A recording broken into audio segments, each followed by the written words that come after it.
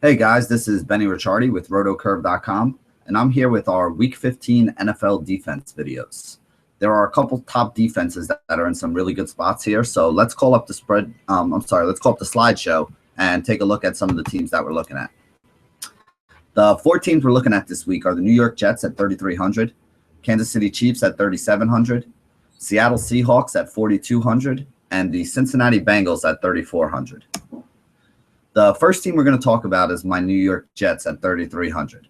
They're facing a struggling Dallas offense. They have 22 sacks and 9 turnovers in their last 6 games, and the Jets' run D is very solid. Dallas loves to run the football, so if the Jets can contain that run D, which I think they can, they're going to put Dallas in a lot of long third down situations. Now, the Dallas passing game is completing under 50% of their passes over the last 2 weeks with no touchdowns. The other thing about the Jets is lately, their offense has been putting up some really big numbers. If the offense can get them a big lead, force Dallas to have to pass, I think that does play into the Jets' hands, even though the pass defense hasn't been great. Remember, they got Revis back last week, and that's going to be a big help to any team's pass defense. The next team I want to talk about is the Kansas City Chiefs at 3,700. KC faces a Baltimore team that has been decimated by injuries this year and is really struggling right now. They've given up they have 24 sacks, 12 interceptions, and 3 fumble recoveries over the last 6 games. So this Chiefs team is absolutely on fire, averaging 4 sacks, 2 interceptions, and half a fumble per contest in the last 6 weeks. They have scored double-digit fantasy points in 9 of the 13 games they have played so far this season. So even at 3,700, you're still getting over 3 times value about 75% of the times if you are rolling them out there. They're a big favorite in a low total game here. And I do think that Kansas City is going to be one of the highest scoring defenses on the week. The next team we're going to talk about is the Seattle Seahawks at 4,200. Cleveland has allowed the second most fantasy points to opposing defenses so far this year in fantasy. Seattle is a 14-point favorite here at home, so they're expecting Seattle to really put a whooping on Cleveland up in Seattle this weekend. Seattle averages double-digit fantasy points when they play at home, and they've been great lately. They've only given up 13 points in the last 2 games and 427 total yards of offense.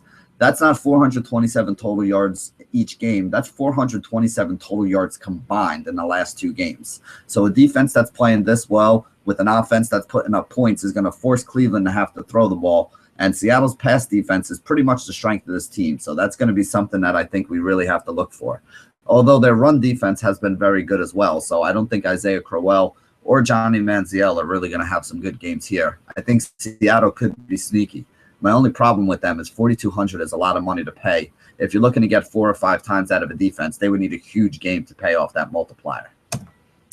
The last team we're going to talk about is going to be the Cincinnati Bengals. They are favored in the lowest total game on the weekend and facing a very weak San Francisco offense.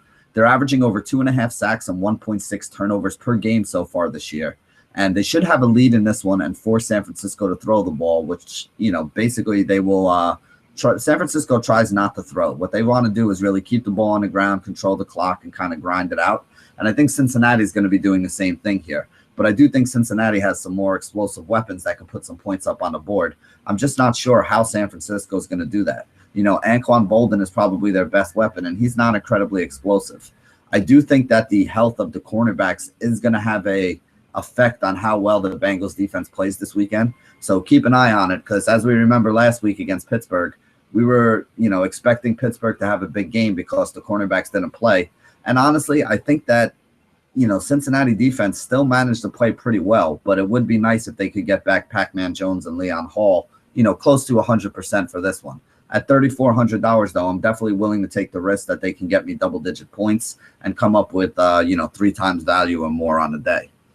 And that pretty much sums it up for our, defense video here for week 15.